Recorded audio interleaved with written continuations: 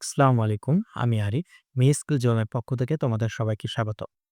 আজকে আমরা বৃত্তের ২ নম্বর উপপাদ্য নিয়ে আলোচনা করব। তোমরা যারা ১ম উপপাদ্যের লেকচারটা দেখো নাই, তারা দয়া করে ১ম উপপাদ্যের লেকচারটা দেখে নিবা। কারণ ওইখানে আমরা ধারাবাহিকভাবে ব্যাখ্যা করেছি যে আমরা কিভাবে জ্যামিতির যে প্রমাণগুলা আছে, এই প্রমাণগুলা করতে পারি এবং কি শর্ত আমাদের উম মানতে হবে অথবা আমাদের কিভাবে আগাইতে হবে, এই বিষয়গুলো এখানে আলোচনা করছি আমি।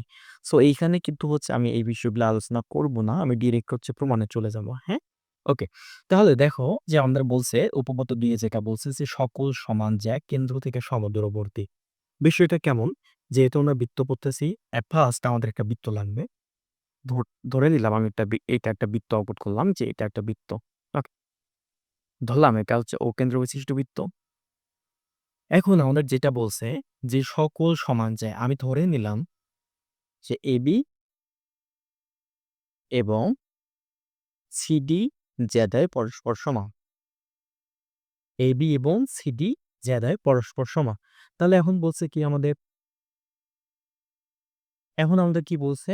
যে এখন আমাদের বলছে প্রমাণ করতে হবে যে O থেকে AB যে দূরত্ব যত, সিমিলারলি O থেকে CD যে দূরত্ব যেন তত হয়। এটা আমাদের প্রমাণ করতে হবে। তাহলে দেখো এখানে আমাদের কি চিহ্ন দেয়া নাই। আমি ১ম লেকচারে বলছিলাম যে যখন আমরা কোনো কিছু প্রমাণ করব, তখন আমাদের মিনিমাম ২ টা ত্রিভুজ লাগবে। বাট এইখানে যে তুমি দেখো, এখানে কোনো ত্রিভুজ নাই, কিচ্ছু নাই। তাহলে কি করতে হবে আমাদের? অবশ্যই ত্রিভুজ ১ম এ বানায় নিতে হবে। তাহলে আমি প্রথমত যেটা করব যে, আমরা যেটা করতে পারি, কি করতে পারি? প্রথমত আমরা বিশেষ নির্বাচনটা লিখে নেই। তোমরা অলরেডি বুঝে গেছো যে বিশেষ নির্বাচন কি হবে? বিশেষ নির্বাচন কি হবে আমাদের? মনে করি ও কেন্দ্র বিশিষ্ট,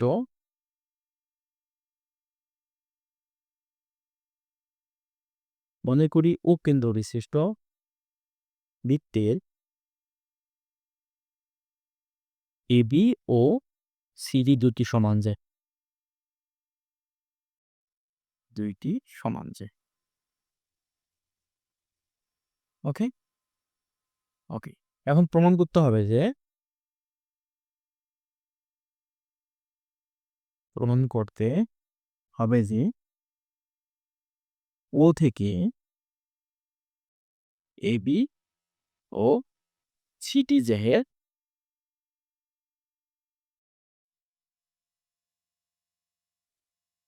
যে দূরত্বের সমান। ওকে? এটা ছিল আমাদের বিশেষ নির্বাচন। যে মনে করি ও কেন্দ্র বিশিষ্ট একটা বৃত্তের AB এবং CD দুইটি সমান যে, তাহলে প্রমাণ করতে হবে O থেকে AB এর দূরত্ব যত, সিমিলারলি O থেকে CD এর দূরত্ব যেন তত হয়। ওকে? তোমরা এটা লিখে নাও, হ্যাঁ? তারপর অঙ্কনে আমরা যেটা বলতেছি, অঙ্কনে আমরা কি করব, তাই না?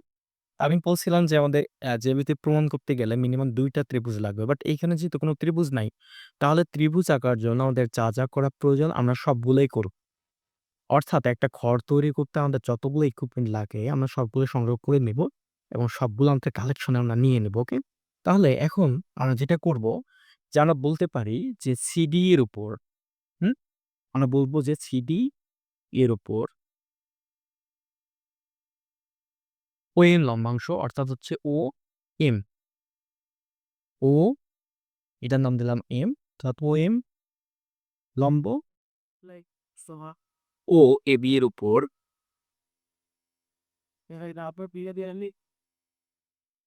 ON, অর্থাৎ এটার নাম দিলাম আমরা ON লম্ব অঙ্কন করি।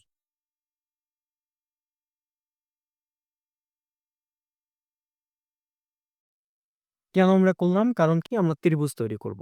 এখন দেখো তাও কিন্তু আমাদের ত্রিভুজ তৈরি হয়নি এখনো। এখন যদি আমরা ২ টা ত্রিভুজ তৈরি করতে যাই তাহলে আমরা পরিশেষে বলতেছি যে এই যে আমাদের O বিন্দুটা আছে O, C এবং O, কি? O, A যোগ করি। তাহলে এখানে আমি বলতেছি O, C O O, A যোগ করি। ওকে?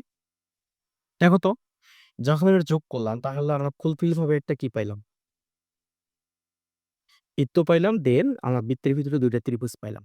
এখন যেহেতু আমরা ২ টা ত্রিভুজ পেয়ে গেছি তাহলে কিন্তু আমরা ইজিলি প্রমাণটা করতে পারবো। তাই না? তোমরা স্কিপ করে এটা সরি একটু ফরওয়ার্ড করে এটা লিখে নাও। আমি এটা মিশিয়ে দিব এখনই। মিশিয়ে দেওয়ার পর আমি প্রমাণে যাবো। হ্যাঁ? ওকে? আচ্ছা, এখন যদি আমরা প্রমাণে আসি, প্রমাণ। তোমরা অলরেডি জানো যে প্রমাণের ক্ষেত্রে আসলে আমাদের কি হইতে পারে এখানে। এখানে দেখো তো যে আমাদের যে ২ টা ত্রিভুজ দেয়া আছে অর্থাৎ ত্রিভুজ এইটা OCM অর্থাৎ ত্রিভুজ OCM ও ত্রিভুজ এইটা ONA, ONA ওকে? এই ২ টো ত্রিভুজের মধ্যে দেখো তো যে এই বাহু অর্থাৎ OA বাহু যেহেতু আমরা এই ত্রিভুজ আগে কল্পনা করছি অর্থাৎ OC বাহু সমান কি OA বাহু। কেন? কারণ হচ্ছে এটা একই বৃত্তের ব্যাসার্ধ। তাহলে এখানে আমরা সাইডবোর্ডে লিখে দেব একই বৃত্তের ব্যাসার্ধ। ওকে? এটা আমি পেয়ে গেলাম। সেকেন্ড যে কাজটা করতে হবে আমরা কি করছি যে এই যে CD J এর উপর আমরা কিন্তু OM লম্ব অঙ্কন করছি। তাই না? CD J এর উপর OM লম্বটা কি করছি আমরা? অঙ্কন করছি। তো যদি কোনো কিছুর উপরে আমরা লম্ব অঙ্কন করি আমরা প্রথম উপপাদ্যে দেখছিলাম যে কোনো কিছুর উপরে যদি লম্ব অঙ্কন করা হয় তাহলে একটা কোণের মান কত হয়? ৯০ ডিগ্রি। সিমিলারলি তাহলে আমরা বলতে পারি সিএম ও কোণের মান ৯০ ডিগ্রি। দেন সিমিলারলি এদিক দিয়েও ON কার উপর লম্ব? AB এর উপর লম্ব অর্থাৎ এই কোণটার মানও হচ্ছে আমাদের ৯০ ডিগ্রি। অর্থাৎ ৯০ ডিগ্রি ৯০ ডিগ্রি যেহেতু সেম তাহলে আমরা বলতে পারতেছি এই কোণ সমান এই কোণ। ওকে?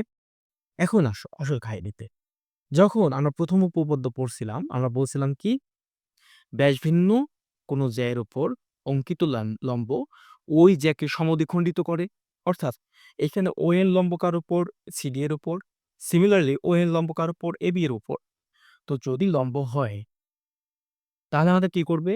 OM টা CD কে কি সমান ভাগে বিভক্ত করছে না? এবং ON টা কি AB কে সমান ভাগে বিভক্ত করছে না? সমান ভাগে বিভক্ত করছে। এখন এইখানে একটা বিষয় আসো যে আমাদের AB সমান কিন্তু CD ছিল। অর্থাৎ বলছে সকল সমান জ্যা তার মানে হচ্ছে এই ২ টা জ্যা আমাদের আগেই সমান ছিল। এখন এই AB কে আমরা কি লিখতে পারি? 2n কেন লিখতে পারি? কারণ কোন জ্যায়ের উপর ব্যাসবিন্দু কোন জ্যায়ের উপর অঙ্কিত লম্ব ওই জ্যাকে সমদ্বিখণ্ডিত করে। তার মানে কি? এই যে ON এই জায়গায় সমদ্বিখণ্ডিত করছে আর সমদ্বিখণ্ডন মানে কি? যে সমান ভাগে বিভক্ত করা। তাহলে 2n AN ইকুয়াল কি? আমরা লিখতে পারি যে 2cm রাইট? তো 2, 2 কাটা। এখন আমাদের কি হয়? AN ইকুয়াল কি? CM তাহলে আমি সিমিলারলি এখানে বলতে পারি না যে আমাদের ACM সমান এই কি? N তাহলে এখানে আমি বলতে পারতেছি CM সমান কি? AN বাহ! তাহলে এখন দেখো যে আমাদের ২ টা বাহু, এই বাহু, এই বাহু, এই কোণ। অর্থাৎ আমাদের ২ টা বাহুই এবং একটা কোণ কিন্তু সেম হয়ে গেছে। আর আমাদের সর্বসম শর্ততে কি ছিল? যদি ৩ টা বাহু সেম হয়, ত্রিভুজ ২ টি সর্বসম। যদি ২ টা বাহু একটা কোণ সেম হয়, ত্রিভুজ ২ টি সর্বসম। যদি ২ টা কোণ একটা বাহু সেম হয়, ত্রিভুজ ২ টি সর্বসম। তাহলে সিমিলারলি এখানে যেহেতু আমাদের ২ টা বাহু এবং একটা কোণ সেম হয়ে গেছে, তাহলে আমরা বলতে পারতেছি যে ত্রিভুজ OCM সর্বসম ত্রিভুজ ONA ওকে? এখন যদি ত্রিভুজ সর্বসম হয়, তাহলে আমাদের কি? অর্থাৎ এই বাহু সমান এই বাহুর যে বিপরীত কোণ ছিল এটাও তো আমাদের সেম হয়ে গেছে। অর্থাৎ আমরা বলতে পারি যে ON অর্থাৎ OM যেহেতু এই ত্রিভুজ আমরা আগে কল্পনা করছি, তাহলে আমরা সিমিলারলি বলতে পারি OM সমান কি? ON তাহলে দেখো তো OM সমান যখন ON হয়ে গেল তাহলে কি? OM এর দূরত্ব যত ON এর দূরত্ব তত তাহলে কি? সকল সমান জ্যা কেন্দ্র থেকে সমুদ্রবর্তী। তাহলে কি সমুদ্রবর্তী আমরা পাইছি? তাহলে এটাই আমরা লিখে দেব যে এটা ইকুয়াল হচ্ছে আমাদের প্রমাণ। হ্যাঁ? তাহলে হচ্ছে আজকের লেকচার হচ্ছে আমাদের এতটুকু। তারপরে যদি কারো সমস্যা হয় তোমরা অবশ্যই কমেন্ট করবা। হ্যাঁ? এবং তারপরেও যদি সমস্যা হয় তোমরা অবশ্যই আমার WhatsApp নাম্বারে হচ্ছে যোগাযোগ করবা। ধন্যবাদ সবাইকে।